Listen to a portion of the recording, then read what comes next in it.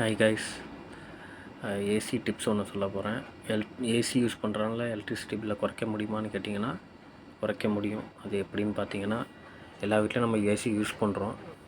So summer டைமில் electricity bill அதிகமாக வரும். அது எப்படி குறைக்கலான்னா, நீங்கள் ஏசியை வந்து ரிமோட்டில் வந்து டெம்பரேச்சர் வந்து 24 வோல்ட் 24 டிகிரி ஆட்டோவில் போட்டிங்கன்னா ஆட்டோமேட்டிக்காக இது வந்து எப்படின்னா இது ஒர்க் ஆகுனா, உங்கள் ரூம் வந்து கூலிங் ஆச்சுன்னா ஆட்டோமேட்டிக்கலாக கம்ப்ரஸர் வந்து வெளியே கட் ஆஃப் ஆகும். ஸோ உங்களுக்கு வெறும் காற்று தான் கிடைக்கும்.